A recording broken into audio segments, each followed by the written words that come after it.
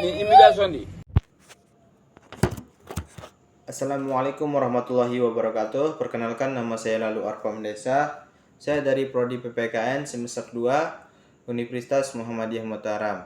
Saya di sini ingin melaksanakan tugas yang diberikan oleh dosen pengampu, yakni dosen Jadi Mutakin SPD MPD, berkaitan dengan kuliah online yang berjudul Pancasila sebagai Pondasi dan Menguatkan Persatuan dan Kesatuan.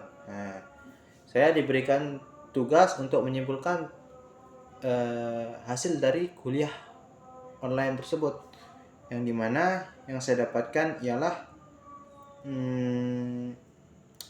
mengapa kita perlu mengenal dan memahami Pancasila. Di sana ada pemateri, yakni Doktor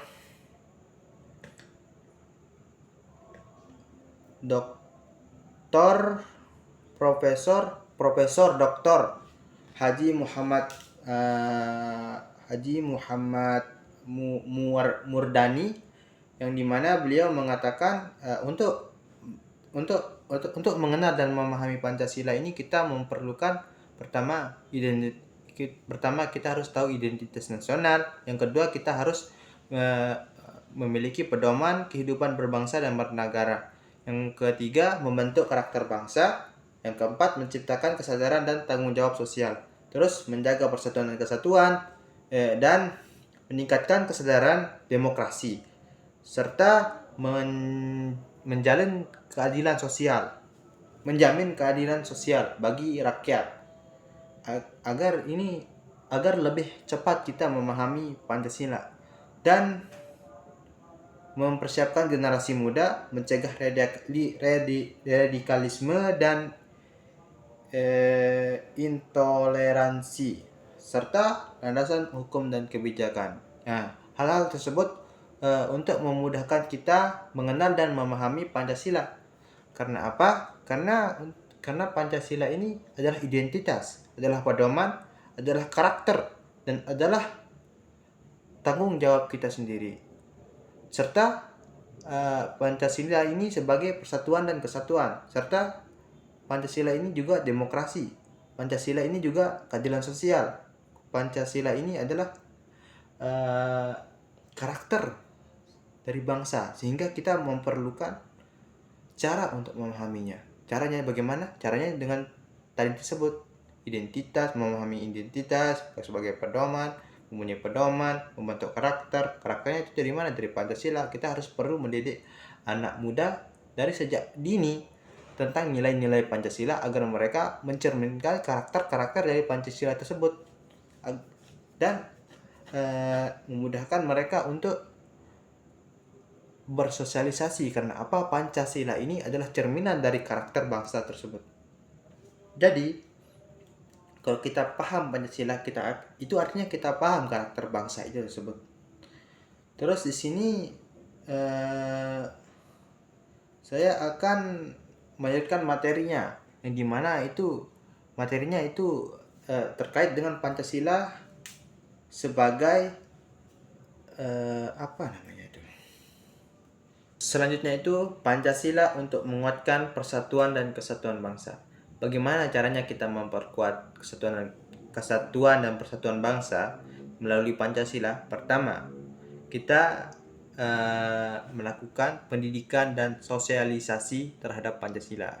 Kita memberikan pendidikan terkait apa itu Pancasila, bagaimana Pancasila, kenapa Pancasila, dan sosialisasikan itu terhadap masyarakat kalau perlu sejak dini. Terus yang kedua, kampanye dan media sosial, agar orang lebih mengenal Pancasila melalui apa? Melalui kampanye, melalui media sosial, melalui sosmed, dan segala macam. Yang ketiga, kegiatan kebudayaan dan gotong royong. Di dalam Pancasila itu mengandung makna-makna tersendiri, salah satunya gotong royong, sehingga perlu masyarakat itu menanamkan sejak dini nilai-nilai yang ada dalam Pancasila, yakni nilai gotong royong, sehingga memperkuat kesatuan dan kesatuan bangsa. Terus yang keempat, dialog antar agama dan budaya. Pancasila di sana ada sila pertama, yakni ketuhanan yang Maha Esa. yang dimana kita tahu bahwa di Indonesia memiliki bermacam-macam agama, yang sehingga kita memerlukan dialog agar meminimalisir tingkat ketimpangan agama atau bentrokan antar agama dan budaya dari daerah ini, daerah itu, ataupun suku ini atau suku itu. Kita perlu dialog agar tidak ada salah paham antara kedua belah pihak.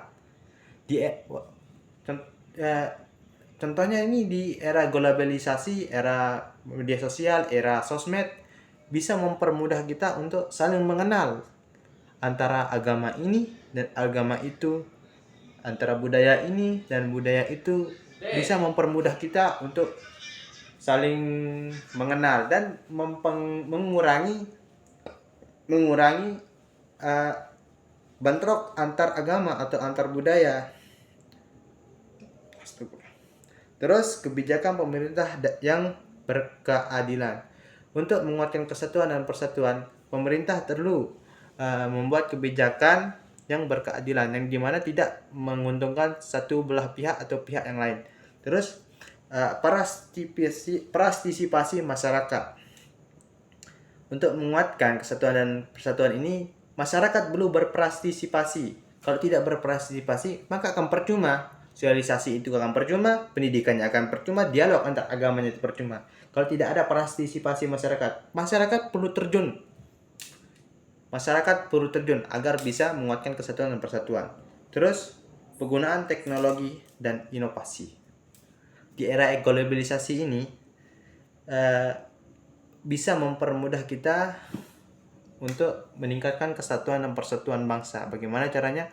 Dengan contohnya dengan saling memberitahu melalui media sosial dan membuat inovasi baru agar mereka lebih paham agar mereka lebih paham tentang nilai-nilai kesatuan dan persatuan.